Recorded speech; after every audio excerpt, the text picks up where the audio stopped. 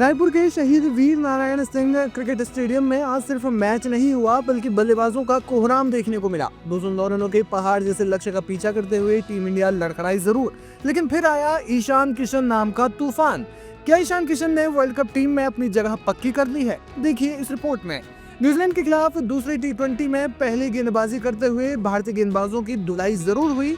TV team ने पहले बल्लेबाजी करते हुए 20 ओवर में 6 विकेट खोकर बोर्ड पर 208 रन टांग दिए। न्यूजीलैंड के कप्तान मिचेल सेंटनर ने कप्तानी पारी खेली और सर्वाधिक रन बनाए। भारत की ओर से कुलदीप यादव ने अपनी फिरकी के जाल में 2 बल्लेबाजों को फंसाया, लेकिन रन रोकने में वो भी नाकाम रहे। 209 रनों की विशाल लक्ष्य का पीछा करने उतरी टीम इंडिया की शुरुआत बेहद डरावनी रही।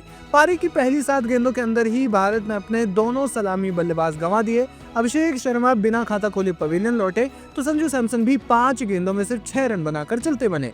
ऐसा लगा मैच हाथ से निकल गया, लेकिन इसके बाद जो हुआ उसने रायपुर के दर्शकों को झूमने पर मजबूर कर दिया। वापसी कर रहे ईशान किशन ने क्रीज पर आते ही ताबड़तोड़ हमला बोल दिया। ईशान ने सिर्फ 32 गेंदों पर 76 रनों की आतिशी पारी खेली। इस दौरान उनका स्ट्राइक रेट 237 का रहा। उनके बल्ले से 11 चौके और 4 गगनचुंबी छक्के निकले। ईशान की ये पारी सिर्फ रन नहीं बल्कि एक स्टेटमेंट थी। वर्ल्ड कप टीम में उनके अप्रत्याशित चयन पर सवाल उठ रहे थे। नागपुर में जब उन्हें श्रेयस अय्यर से पहले मौका दिया गया तो कई भौहें तन गई थी, लेकिन आज इस संकट के समय इस निडर रवैये के साथ खेलकर ईशान ने टीम मैनेजमेंट के उस भरोसे को सही साबित कर दिया। उन्होंने बता दिया कि वे लंबी रेस के घोड़े हैं। ईशान किशन की ये पारी हार जीत से परे उनके आत्मविश्वास की वापसी की कहानी है। टीम प्रबंधन को उनसे इसी निडर खेल की उम्मीद थी जिस पर वे खरे उतरे हैं। क्रिकेट के ऐसे ही सटीक विश्लेषण और खबरों के लिए देखते रहिए लाइव हिंदुस्तान।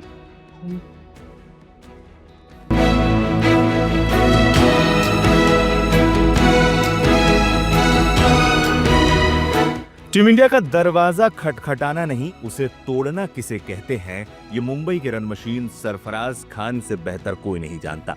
ऑस्ट्रेलिया दौरे पर बेंच पर बिठाए जाने और फिर टीम से ड्रॉप किए जाने का दर्द सरफराज ने आंसुओं से नहीं बल्कि अपने बल्ले से बयां किया है। रणजी ट्रॉफी में सरफराज ने एक ऐसी मैराथन पारी खेली है जिसने एक बार फिर चयनकर्ताओं को सोचने पर मजबूर कर दिया है। 227 रन, 19 चौके और 9 गगनचुंबी छक्के।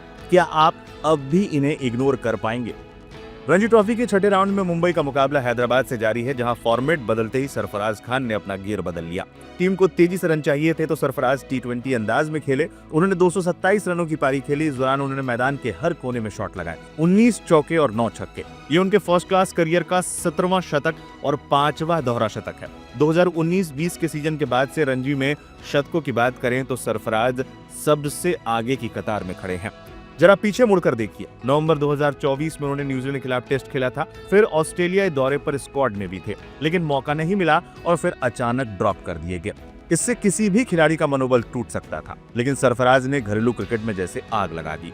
चाहे सैयद मुश्ताक अली ट्रॉफी हो, जहां उन्होंने 200 के स्ट्राइक रेट से 319 रन बनाए, या फिर विजय हजारे ट्रॉफी, सरफराज हर फॉर्मेट में रन बना रहे हैं। वो साबित कर रहे हैं कि वो सिर्फ रेड बॉल प्लेयर नहीं बल्कि हर परिस्थिति में ढलने वाले बल्लेबाज हैं। उनकी इसी काबिलियत को पहचाना है चेन्नई सुपर किंग्स ने। IPL 2026 के ऑक्शन में CSK उन्होंने 75 लाख के बेस प्राइस पर अपनी टीम में शामिल किया है। घरेलू क्रिकेट में रनों का पहाड़ खड़ा करने वाले सरफराज अब येलो जर्सी में भी धमाल मचाने को तैयार हैं। लेकिन असली सवाल अब भी वही है, क्या घरेलू क्रिकेट के डॉन ब्रैडमैन कहे जाने वाले सरफराज को टीम इंडिया में अब वो सम्मान और मौका मिलेगा जिसके वो हकदार हैं? आंकड़े झूठ नहीं बोलते और सरफराज का बल्ला खामोश रहने को तैयार नहीं है। ड्रॉप होने के बावजूद जिस तरह का जज्बा और निरंतरता उन्होंने दिखाई है वो काबिले तारीफ है। अब गेंद चयनकर्ताओं के पाले में है। क्या वो इस 227 रनों की गूंज सुनेंगे या एक बार फिर अनदेखा करेंगे?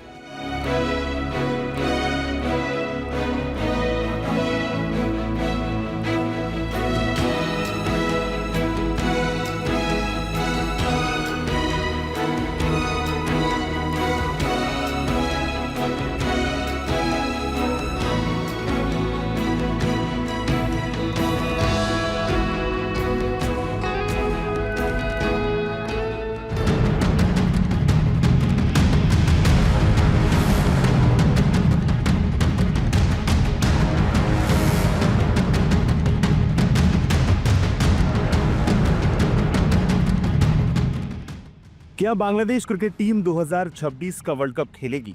फिलहाल जवाब है नहीं, लेकिन ढाका में अब भी चमत्कार की उम्मीद की जा रही है। एक तरफ आईसीसी की सख्त डेडलाइन और दूसरी तरफ बांग्लादेश सरकार की जिद। इन सब के बीच बीसीसीआई और भारत सरकार की खामोशी ने बांग्लादेश क्रिकेट बोर्ड को उस चौराहे पर लाकर खड़ा कर दिया है जहां से पीछे हटना मुश्किल है। क्या है पूरा विवाद और क्यों बांग्लादेश अब फेस सेविंग का रास्ता तलाश रहा है? बांग्लादेश क्रिकेट बोर्ड ने ऐलान कर दिया है कि सुरक्षा कारणों से उनकी टीम भारत नहीं जाएगी, लेकिन हकीकत यह है कि उन्होंने अब तक आईसीसी को आधिकारिक तौर पर ना नहीं कहा है। आईसीसी ने अपना रुख बुधवार को ही साफ कर दिया था, मैच भारत में ही होंगे और शिफ्ट नहीं किए जाएंगे। बीसीबी को जवाब देने के लिए 24 घंटे का अल्टीमेटम दिया गया था, जो खत्म हो चुका है। नियम साफ है, जैसे ही बांग्लादेश औपचारिक लिखित सूचना देगा, आईसीसी तुरंत उनकी जगह एक नई टीम का ऐलान कर देगी। लेकिन बांग्लादेश अब भी आखिरी पल में किसी समझौते या चमत्कार के इंतजार में है।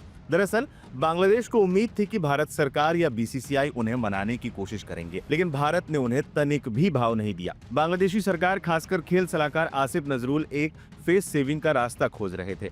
वो चाहते थे कि भारत सुरक्षा का कोई विशेष आश्वासन दे ताकि वो अपने देश में जनता को बता सकें कि उनकी शर्तें मान ली गई हैं। लेकिन भारत की चुप्पी ने उनकी उम्मीदों पर पानी फेर दिया। बीसीसीआई का मानना है कि अगर वो बांग्लादेश को मनाने जाते हैं तो इसका मतलब होगा कि वो स्वीकार कर रहे हैं कि भारत में सुरक्षा की कमी है। बीसीसीआई अध्यक्ष मिथुन मन्हास ने तो इस मुद्दे पर सवाल को सिरे से नजरअंदाज ही कर दिया। बांग्लादेश के खेल सलाहकार आसिफ नजरुल ने क्या कहा? मुझे लगता है कि हमें आईसीसी से न्याय नहीं मिला। हाल के दिनों में भारत में ऐसा कुछ भी नहीं हुआ है जिससे लगे कि वहां सुरक्षा के लिहाज से चीजें बदली है। आईसीसी ने हमें आश्वस्त करने का प्रयास नहीं किया। इस पूरे विवाद की जड़ में बांग्लादेश सरकार द्वारा उठाया गया मुस्तफिजुर रहमान का मुद्दा है। खेल सलाहकार आसिफ नजरुल का आरोप है कि आईपीएल के दौरान मुस्तफिजुर को कट्टरपंथियों के दबाव में भारत छोड़ना पड़ा था। वो इसे ही सुरक्षा खतरे का सबसे बड़ा सबूत बता रहे हैं। उनका कहना है कि जब आईसीसी एक खिलाड़ी को सुरक्षा नहीं दे पाई तो पूरी टीम को कैसे देगी। हालांकि भारत ने इन आरोपों को सिर्फ राजनीतिक ड्रामा मानकर इग्नोर कर दिया है। इस राजनीतिक लड़ाई में सबसे ज्यादा नुकसान बांग्लादेशी क्रिकेट का हो रहा है। रिपोर्ट के मुताबिक खिलाड़ी वर्ल्ड कप खेलना चाहते थे। पूर्व कप्तान तमीम इकबाल ने तो बोर्ड को आगाह किया था कि ठंडे दिमाग से फैसला लें वरना असर 10 साल तक दिखेगा।